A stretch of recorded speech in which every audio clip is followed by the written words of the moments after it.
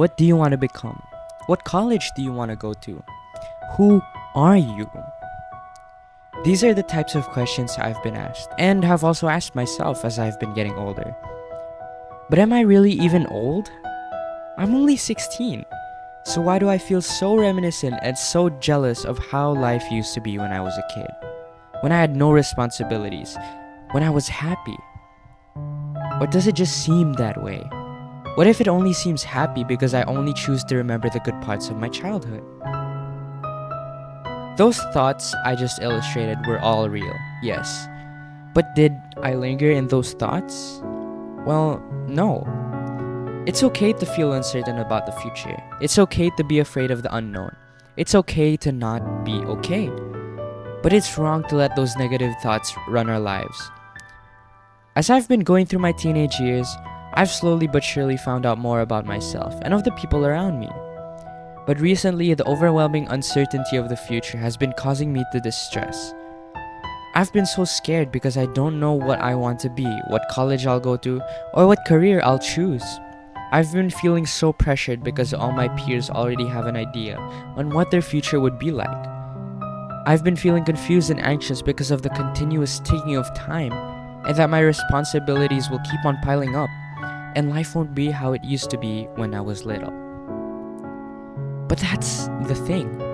That's what makes every chapter in our lives special. It's that everything comes to an end. It's special because you can't go back to it anymore. And recently, I've consumed 2 pieces of media that I feel have helped me gather my feelings and have allowed me to have a new perspective on growing up, and in life in general. Today I want to talk about a game and a book that are both related to space. Mario Galaxy and The Little Prince. These 2 pieces of media are set in outer space, which has always sparked my interest ever since I was a child. Space, in essence, it's like its name, nothingness, an endless void. Or in computer terms, it's a break. Most movies and books portray outer space to be something scary, something unfamiliar and menacing. But I've always pictured space to be something wonderful, something adventurous that yearned to be explored. And I only recently realized that this should also be our perspective on life.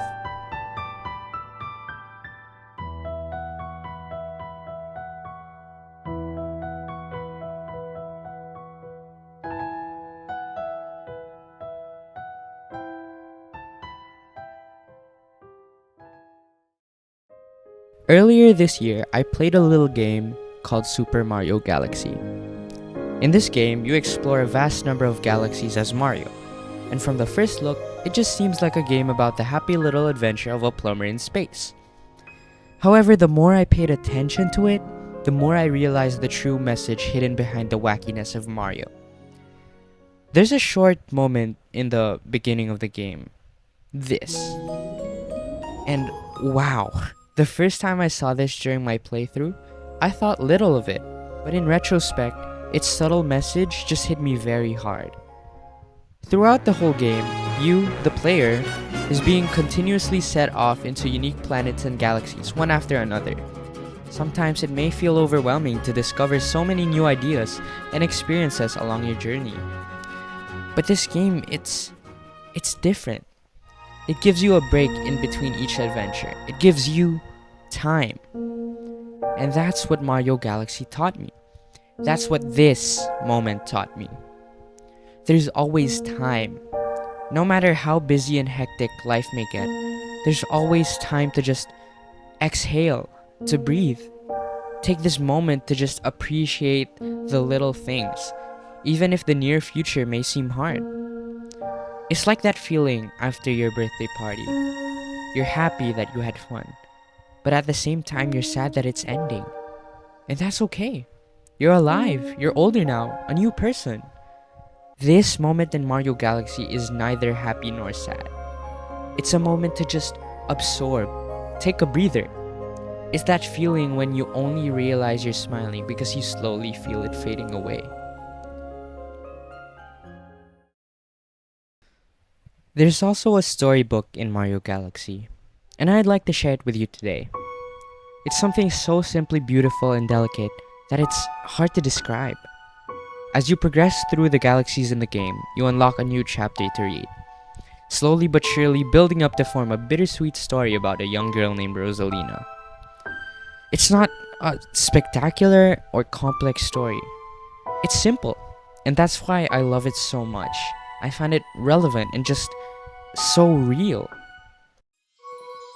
The storybook tells us of the origins of Rosalina, a character from the Mario Let universe, us begin. mainly about how she met her iconic partner Luma for the first time. Luma has been searching far and wide for their mother, but she has yet to turn up. A young Rosalina comforts the Star Child and promises that they'll find her together. Many days and nights passed as they searched the skies through a telescope. But when that failed, they decided it would be best to soar across the stars on a spaceship. But even still, they found nothing. However, the two of them grew closer. They made the best of their situation by looking on at the horizon with hope and joy in their hearts. Soon, they found a small blue comet and established it as their base. Along the way, they found more Lumas lost in space, and everything seemed to be looking up. But there was just one problem. And well, just see for yourself.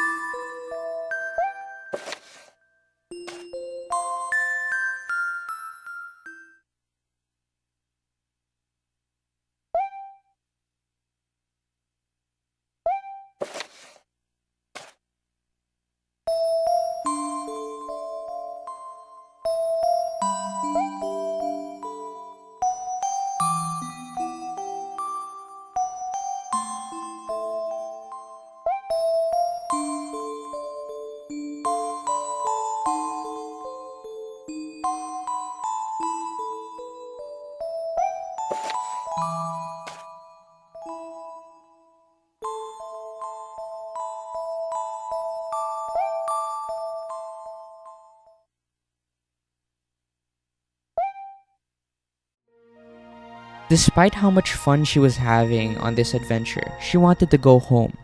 She wanted to be with her father, her brother, and most of all, her mother. But she couldn't.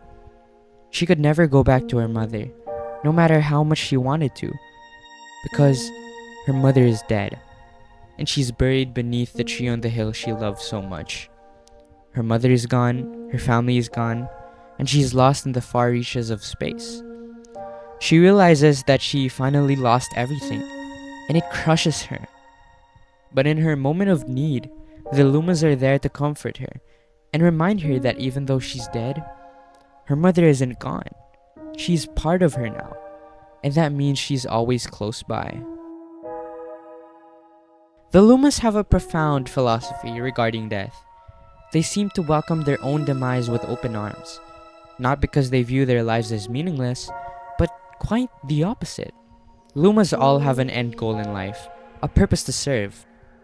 They cherish their destiny above all else because they know that by giving up their physical form, they will become something far greater than they can ever imagine. The Luma she first met on this journey shows this by transforming into a soaring comet that would serve as their home for the rest of their lives. And together, they begin a new adventure, one where they will build a new home as a family. This changes Rosalina on an almost spiritual level. She's finally accepted the things she's gone through and what her new purpose in life is. The story ends with her telling the Lumas that they are her family now. She will always be there for them until the day they finally move on to fulfill their destiny. And she'll always be there to see them off with a smile on her face, because that is what makes a mother happiest. Nothing about this story is inherently groundbreaking, but even the most conventional stories can be fantastic works of art because of the emotional value that writers give to them. It explains so much about the world and the experiences we all go through. It's saying that even if times change and people drift apart, there's always going to be new people wherever you go. There's always hope. No matter how much we reminisce about the past and want to go back, we should always look forward with a determined look, and that no matter where we are in life, we're at home. We're with people we love and who love us. This story symbolizes that simple yet striking lesson, that which also struck me.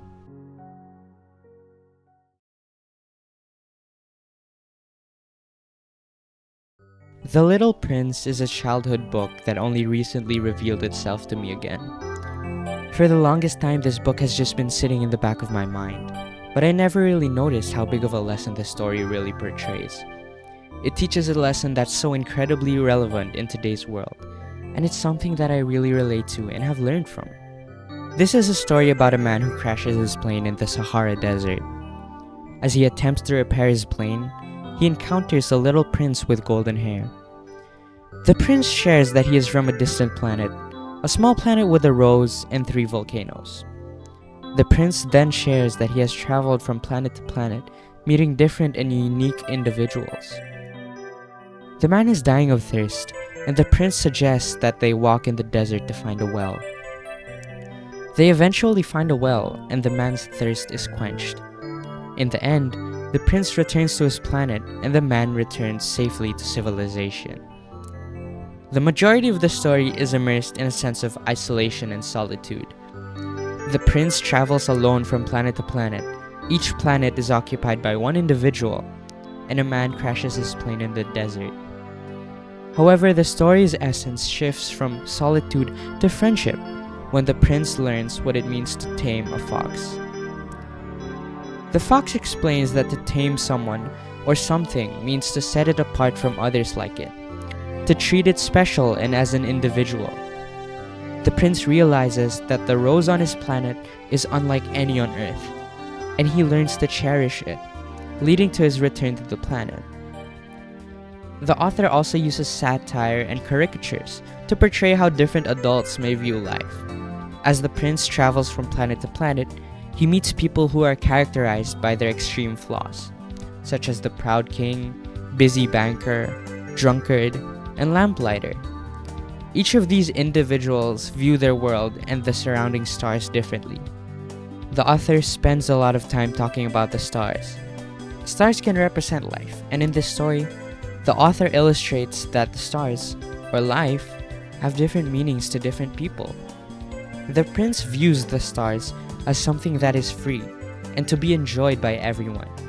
He encourages the man to view the stars as little bells, but by the end, the author proposes that the stars can represent tears and sadness. Summed up, the story basically tells us to enjoy life, instead of being so focused on numbers, the future, money, and power. The Little Prince teaches us to build meaningful relationships, and that those take time to build, which was symbolized by the fox and the rose.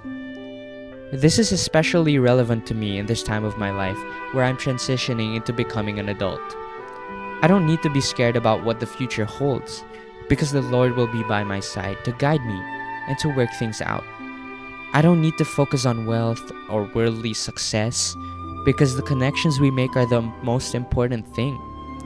There will always be difficult times, but we should all learn to cherish that and to enjoy life as it goes through its ups and downs. And I think that is the lesson of The Little Prince. Mario Galaxy and The Little Prince, two pieces of media set in space, both with similar lessons about life and growth. These past few months have been quite tough for me, but they both taught me not to worry about the future too much. But none of this would have been possible without the Lord. And I think that the outer space is a good reminder of the sheer omnipotence of God, and that He is greater than any challenge we face. And I know that no matter where I am in life, I will always be surrounded by people who love me and support me. No matter where I am, I'm at home. So now I move forward to this next chapter of my life, and I'll always cherish each moment, whether good or bad.